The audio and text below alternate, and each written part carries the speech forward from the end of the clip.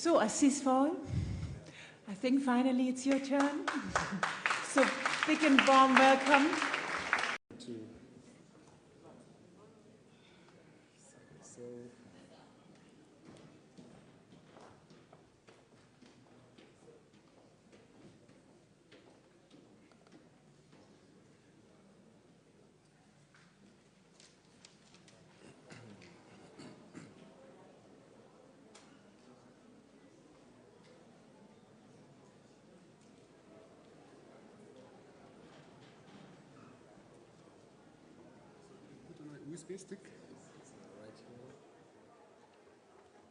You still have some patience to listen to a last speaker. I would hope we can say last but not least, because what was said today, I think was tremendous, and I'm quite humbled, and I must admit it will be quite difficult to match most of the deep insight and profound revolt expressed by all my comrades. And I would certainly start by extending greetings from all our comrades from the Group for Research and Initiative for Liberation of Africa. We are a 25 years old group, and on behalf of all of our members, we are thankful for the Pan-Africanist Congress in Munich to invite us for the second time. Last time was in 2009, where I had the honor to introduce the crowd to the work we've been doing in the Thomas Sankara inquiry at the United Nations. So I'll be delighted to answer questions in English, but I would present in French. As you know, we have not chosen our colonial mother tongue. Donc je suis tout à fait honoré d'être ici avec vous pour vous parler d'un sujet qui me préoccupe beaucoup, qui est la question du que faire. Nous avons eu pendant les 2 jours beaucoup de constats. La question, évidemment, elle est dans la faisabilité, parce que le panafricanisme, c'est quelque chose auquel on aspire. La grande difficulté, c'est comment concrétiser ce panafricanisme. Dès l'origine, le panafricanisme a été divisé en 2 familles, le groupe de Monrovia et le groupe de Casablanca. Le groupe de Monrovia a gagné. Et tous les représentants du groupe de Casablanca se sont fait assassiner ou continuent de se faire assassiner. La stratégie dont je vais vous parler est née après le groupe de Casablanca. Je l'appelle le panafricentrage. C'est une synthèse, un mot qui n'existe pas, entre le panafricanisme internationaliste et l'autocentrage, to be self-reliant. Les recettes sont connues. C'est tout ce que l'impérialisme n'aime pas. Les recettes sont connues, c'est tout ce que les forces compradores, c'est-à-dire la nature des régimes politiques qui nous dirigent depuis une 50aine d'années, ne supportent pas. La stratégie, elle est difficile, elle est à contre-courant, mais je crois qu'aujourd'hui, nous sommes condamnés, pour la première fois de notre histoire, à relever le défi pour ne pas périr. L'impérialisme, il veut l'Afrique sans les Africains, c'est-à-dire l'Afrique pour ses seules ressources. Vous avez vu, comme on a parlé tout à l'heure, de la condition du peuple congolais. Il n'y a pas eu de résolution pour sauver la société civile et la population civile du Congo. Mais on a inventé 8000 personnes qui auraient été massacrées par Kadhafi pour instrumentaliser le droit international et intervenir et assassiner un chef d'État sous nos yeux. Ce chef d'État contribuait massivement à l'Union africaine, pour des raisons sur lesquelles on peut revenir, et j'avoue que je ne suis pas du tout un partisan de Kadhafi. Mais savez-vous que l'Union africaine est une coquille vide, c'est-à-dire un syndicat de chefs d'État dont l'essentiel des contributions, c'est-à-dire les contributions africaines, Pour l'Union africaine, c'est 8% de son budget. 92% de l'argent de l'Union africaine est financé par des bailleurs de fonds étrangers. Voici la situation dans laquelle nous sommes. Nous avons un bateau qui est une coquille vide. Nous avons un plan de développement qui s'appelle le NEPAD, qui est un plan de partenariat avec l'Occident, mais qui n'est pas un plan continental de développement. Et nous avons une élite et une grande majorité de nos leaders qui, parfois animés de bonne volonté, ne peuvent pas concrétiser les aspirations de nos populations. Les aspirations de nos populations ne peuvent pas s'opposer, elles sont les mêmes. Elles sont pour l'essentiel la satisfaction de nos besoins essentiels. C'est-à-dire d'abord de l'eau potable. Quand vous ouvrez un robinet dans un pays développé, que vous laissez couler l'eau, que vous le buvez, il y a dans ce geste très simple un luxe immense. Cette eau que vous buvez, quelqu'un d'autre que vous l'a déjà bu. C'est-à-dire qu'on a obtenu un traitement de l'eau. Ça a l'air dégueulasse, mais c'est exactement ça le développement. Dans les pays africains, nous calculons 50 ans après, dans un rayon de 7 km, quel est l'accès aux femmes à l'eau. Cette eau, on appelle ça aujourd'hui un bien commun. En réalité, ce n'est pas un bien, parce que dès que vous utilisez le mot bien, goods, c'est privatisable. L'eau n'est pas un bien commun. L'eau est un organisme vivant qui appartient à l'humanité. Ce n'est pas un bien. À partir du moment où on en fait un bien, il est marchandisable. Or, l'eau, c'est un des derniers espaces qui n'a pas été marchandisé. Les gènes, les semences, l'essentiel de ce qui existe a été marchandisé. Et l'Afrique représente la dernière frontière, les derniers espaces, le continent le plus immensément riche, mais qui justement, du fait de sa richesse, est enfermé dans l'ancienne division internationale du travail. Je suis donc venu vous parler de Panafrique centrale, c'est-à-dire quelle est la stratégie que dans notre groupe nous proposons en action et que l'Union africaine ne veut pas. L'Union africaine n'a pas voulu défendre Thomas Sankara. C'est le Grilla qui a défendu Thomas Sankara. La plupart d'entre vous ne connaissent pas le Grilla, parce qu'on ne parle pas, mais on travaille. On a 22 avocats qui, depuis 14 ans, s'assurent que la lutte que Thomas Sankara a menée triomphe. Ce n'est pas seulement la question de la justice, c'est que Thomas Sankara avait compris que le Panafrique central, la solution dont je vous parle, est à la portée de nos peuples, permettra l'autosuffisance alimentaire, permettra de sortir du rapport néocolonial. C'est pour ça qu'il a été tué, en dépit du fait que son pays est en fait un des pays les plus pauvres. On l'a toléré parce qu'on pensait qu'il échouerait, mais il a réussi en l'espace de 4 ans. Et justement, c'est de ça que je suis venu vous parler. C'est comment pouvons-nous faire ensemble pour que l'Afrique apporte sa contribution à la mondialisation. Pour le faire, il y a 3 choses très importantes. La première, c'est de revenir sur la conception que nous avons du développement. Le développement est un système prédateur par essence. Il est essentiellement, dans la production capitaliste, un système qui est conçu pour générer la marchandise et la production en vue de l'échange. Sa vocation est donc prédatrice, c'est-à-dire qu'elle est destructive de l'environnement. Elle ne peut pas le faire en dehors d'une destruction des rapports sociaux et une destruction de l'environnement.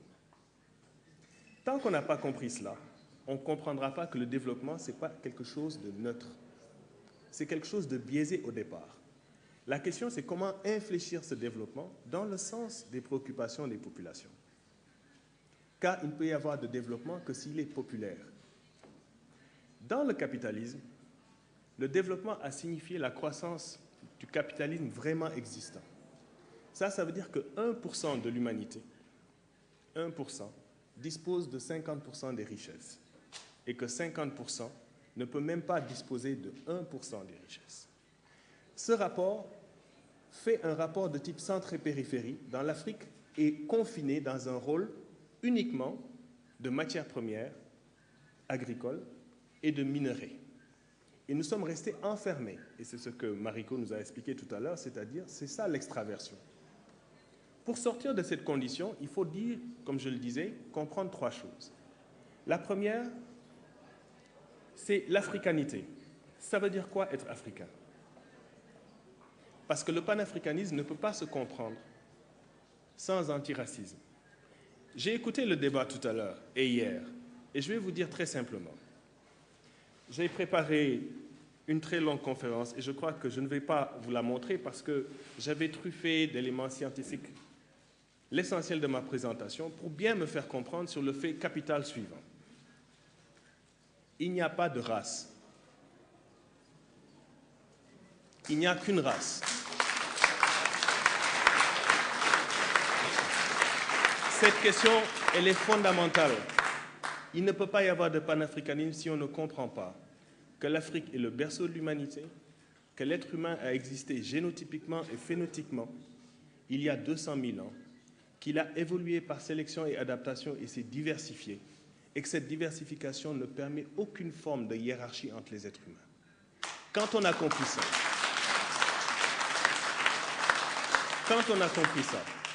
on comprend à ce moment-là que le seul racisme qui est possible, c'est le racisme sur le gène qui est en train de commencer. C'est ce que j'appelle l'eugénisme scientifique. Mais la question de la race, fondamentalement, ne peut plus être posée. Elle peut être posée en termes de classe, elle peut être posée en termes de genre.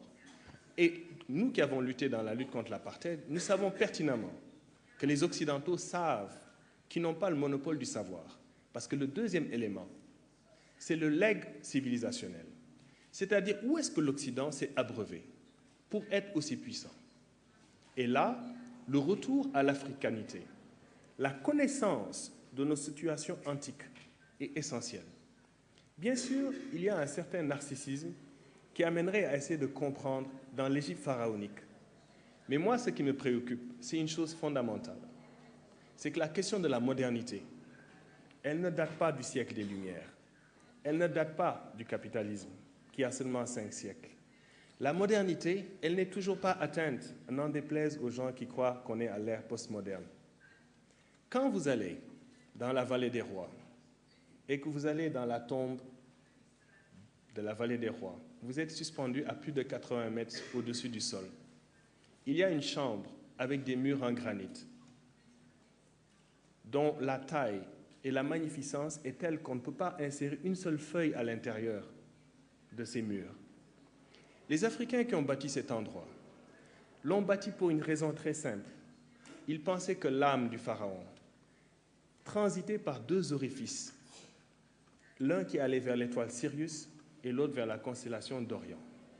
Il se trouve que Sirius, cette étoile qui est la plus brillante de notre firmament, 7 fois la taille de notre Soleil, et qui est le lever héliaque, c'est-à-dire à chaque fois que le Nil inonde ces plaines avec le limon, cette étoile se levait. Et les Égyptiens ont eu l'intelligence de calculer la gravitation de cette étoile en devinant qu'il existait une autre étoile qu'on appelle Sirius B, qui est à la limite de notre système solaire, et que nous ne connaissons, nous, qu'à la fin du 19e siècle et du 20e siècle, grâce au télescope Hubble. Mais eux, ils l'avaient trouvé. Comment ont-ils fait pour le trouver? Ils l'ont fait parce qu'ils avaient compris la science. Mais en Occident, on considère que la science n'existe qu'à partir de la séparation entre le rationnel légal et Dieu. Et c'est là l'erreur. La modernité, elle est devant.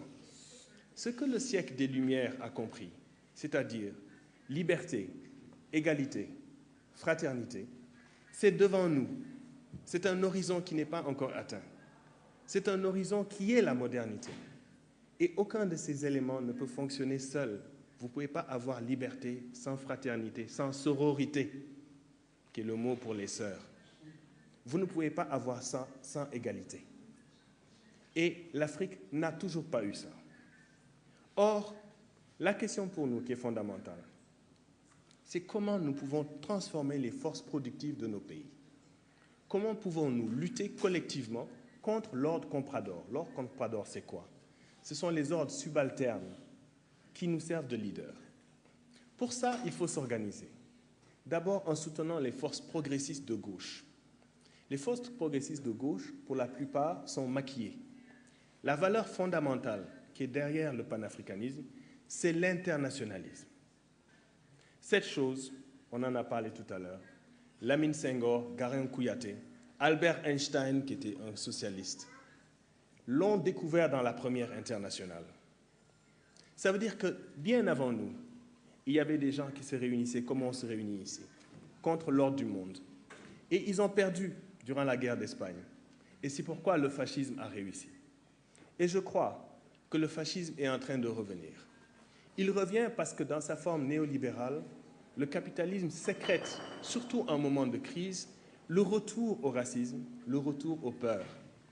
Les Africains doivent comprendre cette fois-ci la troisième chose, qui est leur capacité d'organisation qu'ils ont démontrée lorsqu'on a abattu l'apartheid. Les leçons à tirer de la chute de l'apartheid sont insuffisantes. Ceux qui connaissent cette lutte savent que les Sud-Africains, un peu comme Robert Mugabe sous Lancaster House, ont dû renoncer au RDP et ont adopté le GER, qui est un plan d'ajustement interne. Pourquoi? C'est parce que le néolibéralisme impose l'ajustement structurel pour être intégré dans une mondialisation basée sur le crédit. Et comme les pays africains ont échoué à un nouvel ordre économique international en 1973, la seule solution, c'était acheter aujourd'hui, payer demain. Et dans ce acheter aujourd'hui, la plupart de nos élites en ont profité. Donc nous payons aujourd'hui une dette qui est à la fois odieuse, mais qui freine notre développement et que nous ne devrions pas payer. C'est ce que Thomas Sankara avait dit. J'en viens donc à mon point. Quelle est la stratégie possible pour se sortir de cette condition? C'est une stratégie basée sur le désengagement sélectif, c'est-à-dire une rupture sélective avec le marché mondial. Beaucoup vont vous dire « Ah non, non, non, ça c'est pas possible ». Et pourtant, ici même en Allemagne, où cette idée a été lancée, dans l'esprit de Liszt, les Länder se sont créés et se sont développés sous cette forme. C'est-à-dire qu'il a fallu protéger l'économie locale, consolider l'agriculture, avant de connecter au marché mondial. Les Américains, ils ont fait la même chose. Le boycott du thé de Boston, c'est quoi? C'est la rupture avec le capitalisme anglais et la construction de leur propre économie. Beaucoup plus récemment, ce pays qui effraie tant le monde, la Chine, qui a été freiné dans son développement par les Occidentaux, a échappé à la périphérisation. Comment?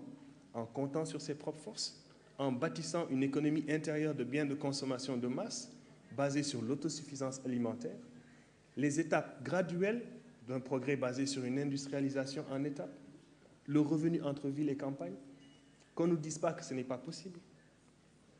Lorsque les expériences africaines similaires ont été essayées, elles ont été sabordées. On a donné le cas de Sékou Touré. Dès que Sékou Touré a voulu battre sa monnaie, qu'ont fait les Français? Ils ont créé plein de faux billets guinéens et ils ont inondé le marché avec ces faux billets. Camarades, la solution, nous la connaissons. Et l'ordre mondial le sait. Aujourd'hui, je déplore que dans nos discours, nous utilisons des mots comme bonne gouvernance, comme si c'était des mots neutres. Ce mot, c'est la dimension politique, managériale de l'ajustement structurel. C'est un système de démocratie taillé sur mesure pour que le marché et la société civile, qui est déjà cooptée, fassent le développement à notre place. Il faut que nous ayons l'intelligence de comprendre nos propres concepts. Il faut que nous redécouvrions dans nos cultures les modes de régulation. Vous savez ce que c'est que les modes de régulation? C'était des systèmes que nos sociétés africaines avaient inventés pour que les abus du prince n'arrivent pas. Il en reste des vestiges. Par exemple, quand vous voyez le Mogo Naba tous les matins au Burkina Faso se lever, quitter le palais et que les gens le supplient de rester. C'est la forme de démocratie la plus achevée. Imaginez votre chancelière, Angela Merkel, tous les jours sortir et dire « je pars » et le peuple la retient. C'était ce système qui existait. Dans d'autres contrées, les peuples littéralement s'exilaient ou fait tuer le roi. Et le roi lui-même devait se tuer. Pourquoi ce système existait? Il existait parce que, et c'est là que nous avons une amnésie, et je dis qu'il faut comprendre notre africanité. L'africanité, c'est un certain élément de cosmogonie qui nous lie, une conception sur la force vitale de l'individu, une conception de la justice sociale qui remonte à l'Antiquité, qui s'appelle le Maat. La Maat était la justice cosmique et l'ordre entre l'ordre divin et l'ordre sur terre. C'est pour ça que je préfère le mot équilibre au mot développement. En d'autres termes, si nous redécouvrons ce qui faisait qu'on ne pouvait pas couper un arbre impunément, qu'on ne pouvait pas gaspiller les ressources, si on pouvait comprendre que les éléments de solidarité et la lutte pour résister existent depuis très très longtemps et ont permis une certaine stabilité. Par exemple, en Égypte, ça a permis ces valeurs, 3000 ans de stabilité, qui font que le monde entier, un peu comme on va à New York aujourd'hui, le monde entier allait en Égypte pendant 3000 ans. Ils sont allés ensuite à Kouch. L'idée n'est pas de dire que nous sommes capables de revenir en arrière. L'idée, c'est de se rendre compte que nous sommes capables si nous nous organisons. La question de l'organisation passe par un certain nombre d'éléments. Le premier élément, c'est au niveau de l'intelligentsia. Notre intelligentsia n'est pas organique, c'est-à-dire qu'elle n'est pas enracinée dans les valeurs de nos populations. Il est très tentant pour l'essentiel d'entre nous de reproduire le système, c'est-à-dire, comme disait ma sœur, de faire partie du problème. La minorité d'entre nous, qui par contre ont compris qu'ils peuvent travailler, sont condamnés à apprendre à travailler ensemble, quelle que soit leur obédience. Lorsqu'on prend la peine à ce moment de comprendre le rôle de l'intelligentsia organique, arrive la deuxième tâche. C'est celle de l'équilibre entre la ville et la campagne. Cet équilibre entre la ville et la campagne, c'est comment on améliore le revenu paysan. La plupart des intellectuels sont contre. Pourtant, nous mangeons tous les jours la bouffe du paysan. Nous avons deux priorités en Afrique. Je regardais l'autre jour la FAO qui disait qu'il fallait augmenter la productivité du marché mondial. La planète produit suffisamment pour nourrir 10 milliards de personnes. Le problème, c'est que le système de distorsion de l'agriculture est mal fait. 40% des céréales servent à nourrir le bétail. Ça veut dire qu'ils pourraient nourrir plus que la population africaine. Mais c'est fait sciemment, parce que dans la population africaine, l'orientation de la Division internationale du travail, c'est seulement sur les cash crops, pardon. Nous sommes donc condamnés à réussir le défi vivrier, l'autosuffisance alimentaire. Je ne vous parle pas de souveraineté alimentaire qui est basée sur les revenus. Je vous parle de la capacité de pouvoir créer un marché intérieur de biens de consommation de masse où la production agricole locale est valorisée. Ça veut dire que vous payez un salaire décent aux paysans, qui lui donne la peine de pouvoir nourrir sa population. Ça suppose un changement de mentalité de nos élites. Ça suppose un autre système de consommation qui n'est pas basé sur l'extraversion et les complexes que nous avons développés et que Fanon a bien compris. Lorsque nous avons réussi ces premiers éléments de base, nous tournons l'essentiel du développement sur la satisfaction des besoins essentiels, c'est-à-dire l'accès à de l'eau propre et potable, l'accès à une éducation, c'est-à-dire revenir à un système de démocratisation de l'enseignement. Ce n'est pas de nivellement par le bas. En réalité, c'est d'enseigner d'abord dans nos langues vernaculaires et au moins une langue continentale, ce qui veut dire que dans une génération, si nous choisissons le Swahili par exemple, nous pourrions parler aujourd'hui dans cette conférence dans une langue africaine au lieu de pérorer dans une langue qui n'est pas la nôtre.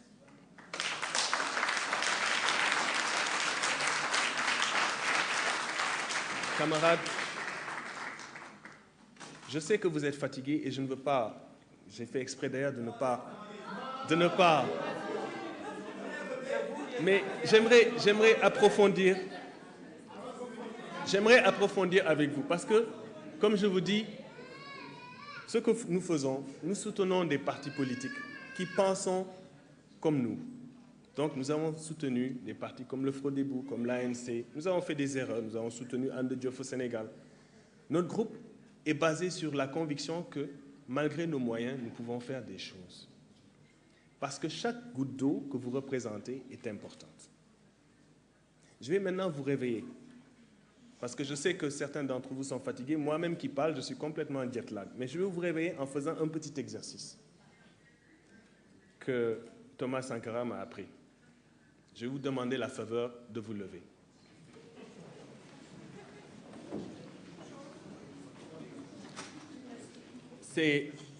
C'est vraiment important. J'entends déjà les protestataires.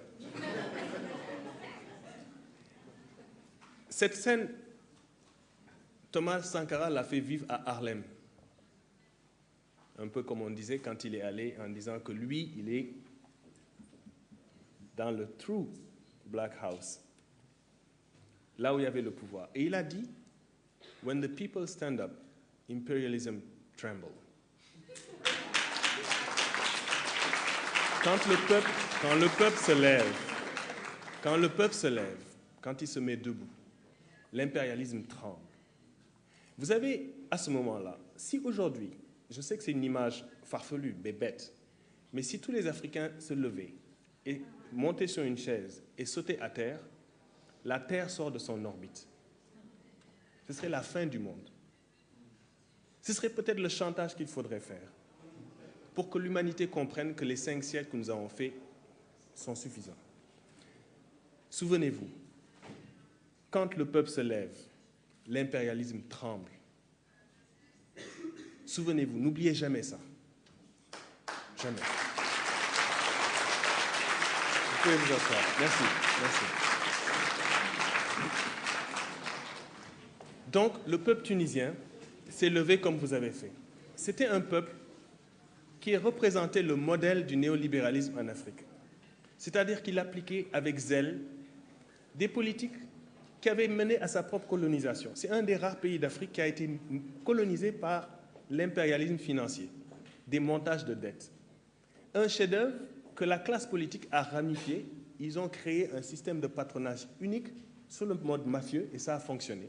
Ils avaient du tourisme, ils avaient la lutte sécuritaire et l'assurance qu'il pourrait durer ainsi indéfiniment. Et on disait du peuple tunisien, mais c'est un peuple qui est complètement militarisé. Vous avez 3 policiers pour un individu, ils ne vont jamais se révolter. Le peuple tunisien a profité d'un geste spectaculaire d'un jeune garçon diplômé qui vend à la sauvette, qui s'est brûlé. Et ce peuple s'est révolté. Bien sûr, il y a eu toutes sortes d'autres infiltrations, changement de garde, coup d'état de palais, influence de Washington, etc., etc. Mais il y a une chose qui est sûre, c'est que ce peuple s'est vraiment révolté. Et il a chassé son dictateur. Ça ne veut rien dire. Le Mali a fait la même chose. Nous avons ici, avec Mariko, la preuve vivante d'une génération qui a vu la révolution, qui a fait la révolution, et qui n'a pas su bénéficier. Donc ce n'est pas parce qu'on fait la révolution que c'est la révolution. Il y a des avancées révolutionnaires. Il ne faut pas confondre. Le changement des systèmes productifs, c'est un combat inlassable qui est basé sur la question de la maîtrise de notre accumulation. Elle passe par une deuxième coïncidence sur laquelle on ne veut pas parler, qui est la maîtrise de nos ressources naturelles. Aujourd'hui, il faut un programme. Les premiers congrès panafricains étaient basés sur le congrès que Sylvester Williams avait posé sur l'accaparement des terres en Afrique. Il faut refaire ce congrès aujourd'hui.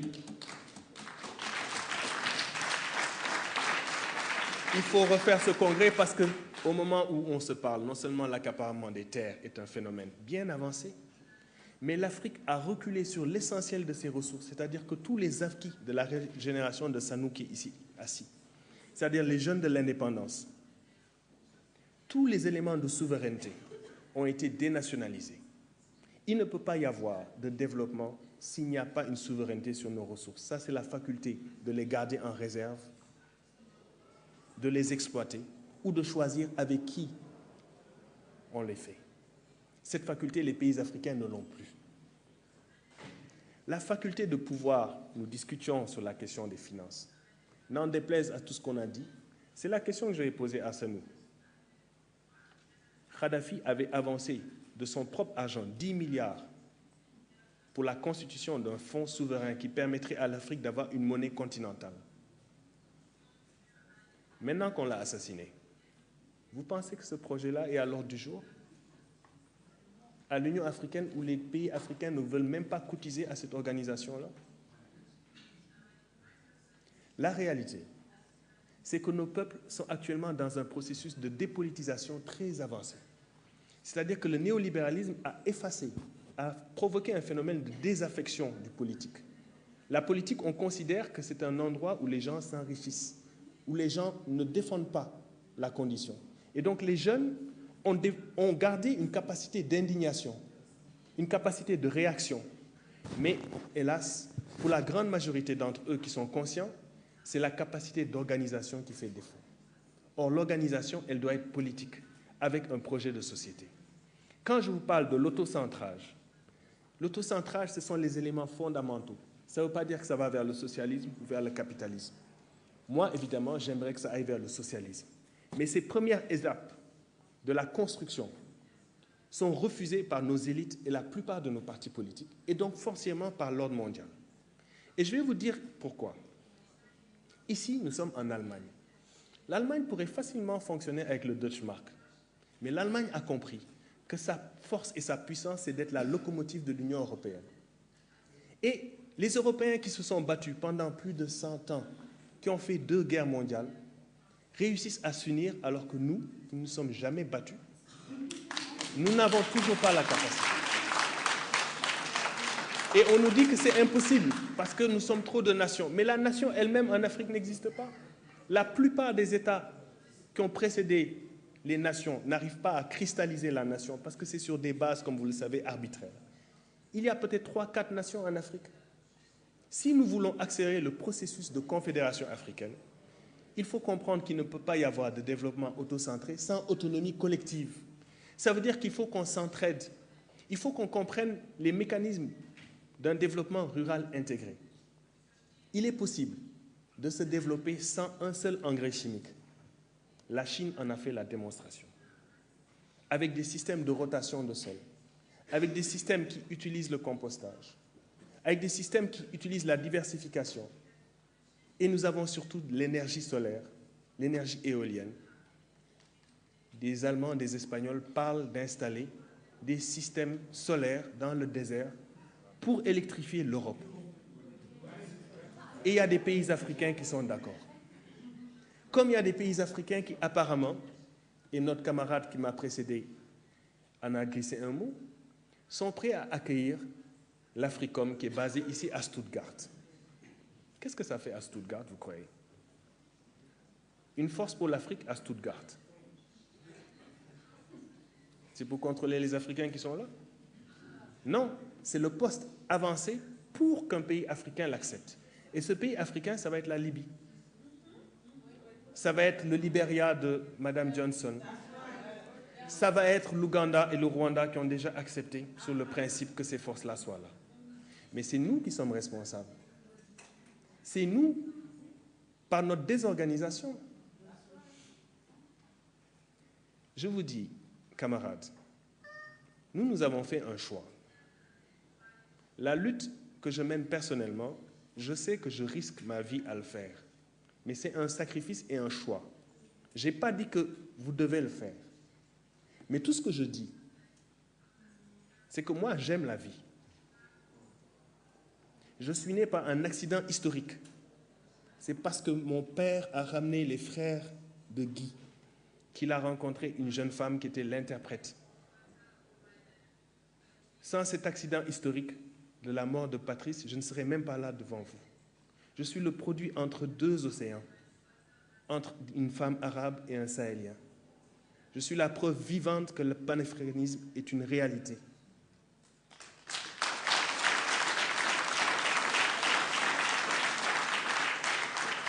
Je vous dis donc, les jeunes actuellement, les jeunes africains, n'ont pas d'autre option dans les sociétés dans lesquelles nous sommes que celle de s'exiler. Les modèles de consommation qu'on leur fait miroiter ne sont pas viables. Pour la première fois dans son histoire, l'humanité ne peut plus supporter notre système de production et de consommation. C'est-à-dire que l'Occident elle-même est frappé par un phénomène, elle est en déclin. On peut se pâmer et dire que notre taux de croissance est quand même supérieur, que nous contribuons à l'économie mondiale. Mais ce système est nul et non avenu s'il n'y a pas une redistribution à la tête de nos populations. Or, il n'y a pas de redistribution à la tête de nos populations. Ce qui risque d'arriver, si la tendance se maintient, c'est que comme les portes de Schengen se ferment et que les jeunes se tournent vers l'Argentine, parce que peut-être vous ne le savez pas, mais beaucoup de jeunes Africains vont aujourd'hui vers l'Argentine. Et il y a 3 semaines, on a tué un jeune Sénégalais là-bas, en toute impunité. Donc si les routes sont fermées, si les autres pays africains prospèrent eux-mêmes, comme l'Afrique du Sud, se ferment à leurs frères africains, Voulez-vous qu'on ait les désespoirs de Sidi Bouzid, c'est-à-dire des jeunes qui commencent à s'immoler, à avoir des actes de plus en plus délinquants, de débrouille dans l'économie informelle? C'est ça que l'ordre mondial veut, parce qu'il a compris qu'il peut instrumentaliser nos jeunesses dans nos conflits. Il y a eu plus d'enrichissement illicite, il y a eu plus de pillage de ressources grâce aux guerres, surtout dans la dernière guerre interafricaine du Congo. Et moi, je le dis, tant qu'on n'a pas résolu le problème du Congo, il n'y aura pas de panafricanisme. Ici, à Berlin, on a fait le premier projet de libre-échange au monde. Ce n'était pas la division de l'Afrique. La plupart des livres disent que c'est là qu'on a balkanisé l'Afrique. Ce n'est pas vrai. C'était le premier projet de libre-échange de type capitaliste, la libre circulation dans un espace en autant qu'on reconnaisse la souveraineté de Léopold II. Mais grâce à ça, les Occidentaux qui s'en voulaient à mort ont pu faire des traités et donc redessiner de la carte à partir de ce moment-là et faire de l'Afrique leur périphérie, alors qu'avant c'était l'Amérique qui était sa périphérie. Je ne peux pas parler de panafricanisme si on ne comprend pas que la place des diasporas est en Afrique. Mais pour que ces diasporas reviennent en Afrique, il faut que les Africains eux-mêmes redécouvrent leur africanité. Il faut que nous ayons le courage de définir les éléments d'un panafricanisme révolutionnaire et intègre. Tant qu'on ne l'aura pas fait, nous allons nous gargariser de discours qui font partie du problème. D'accord? Et c'est là qu'est le problème. C'est-à-dire que les partis politiques, les forces qui, comme nous, proposent des alternatives à l'Union africaine ou dans des hémicycles comme ça, qui posent les écrits, nous aimerions que vous discutez le contenu de nos plateformes, que vous critiquez fondamentalement. Lorsque le NEPAD est sorti, il est sorti au Canada, à Kananaskis, dans un petit trou reculé parce que les gens du G8 ne voulaient pas que nos manifestants qu'on avait amenés, plus de 6 000 que nous avions amenés contre le NEPAD, puissent passer. Nous sommes restés une semaine à travailler sur chacun des points du NEPAD. Nous avons fait une critique annotée du NEPAD.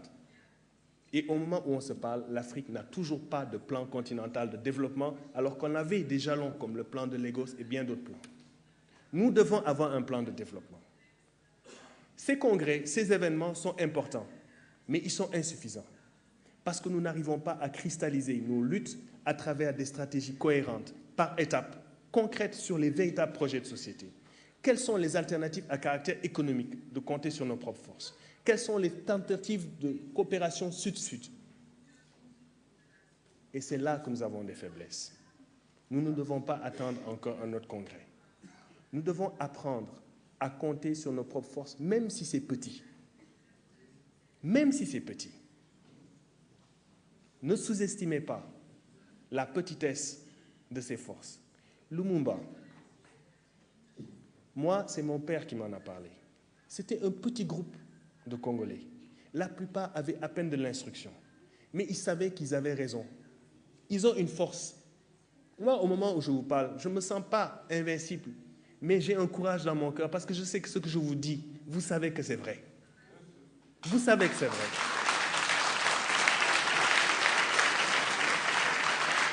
Et donc, ces gens peuvent très bien nous freiner.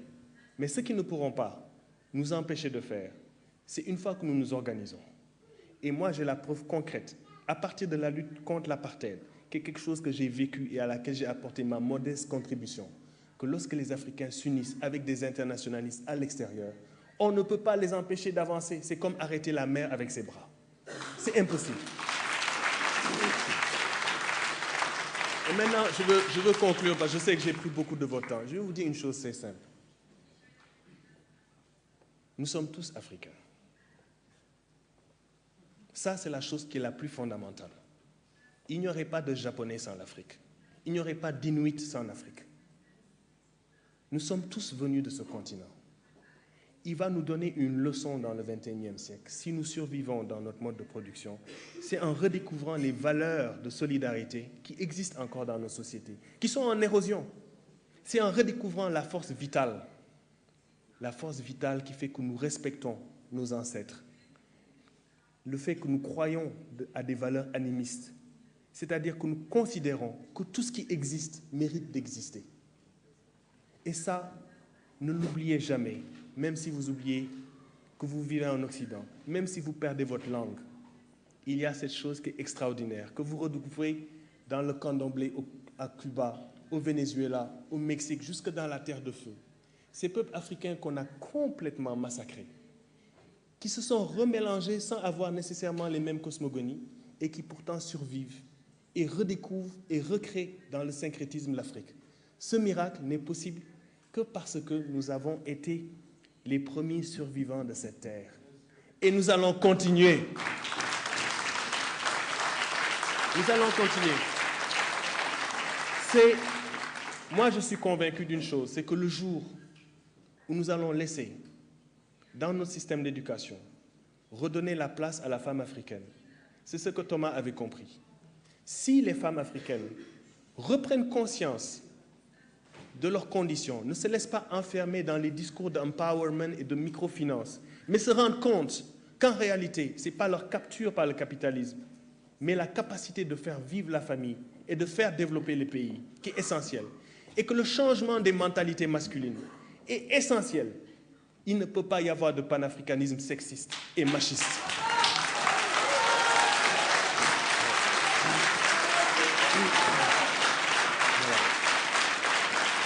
Je sais qu'il est tard. Je sais qu'il est tard et que beaucoup d'entre nous œuvrent dans la coopération internationale. Moi, je crois à l'internationalisme. Je sais que la plupart des organisations qu'on appelle non gouvernementales ne sont pas des organisations non gouvernementales. Je sais que l'aide publique au développement, qui a été demandée par le Premier ministre Pearson, à l'époque, on discutait que les pays riches donnent 1% de leur richesse pour le développement. Ils ne l'ont jamais donné.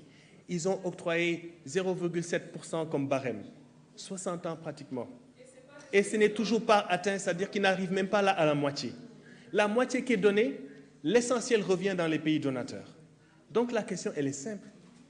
Si le flux des immigrants vers l'Afrique, si les riches tournent et les redevances du Sud vers le Nord sont supérieures à ce que le Nord y envoie, il est temps qu'on comprenne qu'on est capable de s'en sortir. La question de la Chine, la question de l'Inde, la question des partenariats doit être posée dans une acception Sud-Sud. Et ça veut dire que nous devons avoir plus que la capacité d'indignation. Moi, je suis convaincu que si chacun de vous pouvait convaincre son frère et sa sœur de rallier une formation politique et de s'impliquer véritablement pour un changement, quelle que soit la couleur politique, nous y arriverons. L'engagement politique est réel. Il ne peut pas y avoir de changement sans engagement. Et c'est ça que les gens qui sont les plus proches de la ligne de front font. Voilà. J'aimerais finir en donnant un petit mot sur l'affaire Sankara. Parce que, comme vous le savez, cette affaire est très importante. Cette année, le 15 octobre, on a célébré. Mais on a célébré dans la douleur. Parce que cette année, on a profané la tombe de Thomas Sankara. On l'a cassée. Et on a versé des liquides là-dessus. Pourquoi on a fait ça? C'est parce que nos avocats ont demandé, puisque la décision onusienne avait été truquée, malgré notre victoire en 2006, nous avions demandé et prélevé l'ADN des 2 enfants Sankara pour nous assurer qu'une de ces 13 tombes est bien la sienne. L'État parti jusqu'à présent ne veut pas faire le certificat d'exhumé. Pourquoi? Parce qu'aujourd'hui nous savons que Blaise Compaoré lui-même était là et qu'il a tiré. Nous avons aujourd'hui la preuve. Et lui, il sait que je sais. Les Libériens, dont Charles Taylor, aujourd'hui en prison, savent ce que je dis. Les Français, qui viennent de demander une commission d'enquête parlementaire pour faire la lumière sur le rôle de la France. Il y a une pétition de 10 000 personnes. Je vous encourage à la signer. Mais à une condition, c'est que cette commission parlementaire n'exonère pas la France de son rôle. Parce que nous savons aussi ce que sont capables les Français. Je vous dis une chose. Il y a maintenant beaucoup plus de Thomas Sankara dans le monde. En tuant eux, ils en ont créé d'autres.